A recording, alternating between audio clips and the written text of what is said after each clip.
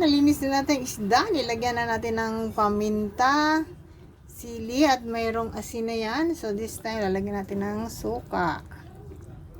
Yan, suka. Oh, para maasim-asim. At syempre, oil. Lagyan natin ng konting oil. Konti daw yun. Ayan, then. Fire! Okay, one more time. Fire! Yun! Okay.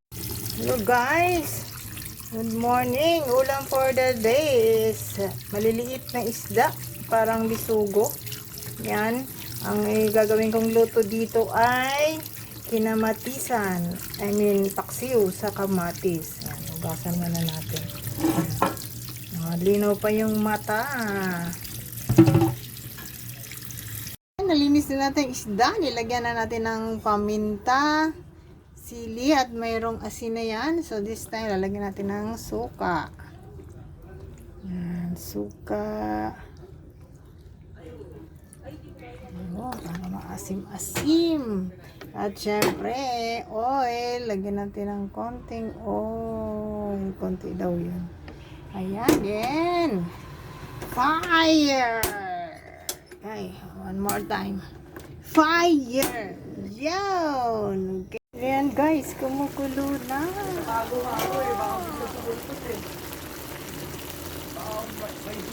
Ayan guys, kumukulo na. Smell good. Wow, tikman nga natin. Yung mga mata, namuti ng mata, ibig sabihin, luto na siya. Oh, at least the tomato. Nilagyan ko pa ng art yan, ha? And, ito natin kung masarap.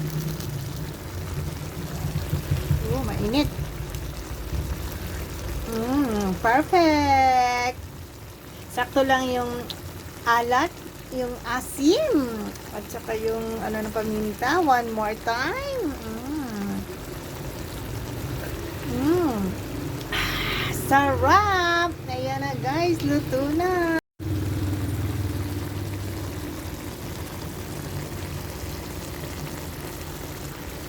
Ayan, paksiw sa kamatis. Ayan, this is paksiw sa kamatis. Ang sarap nito guys. Ayan, kainan na.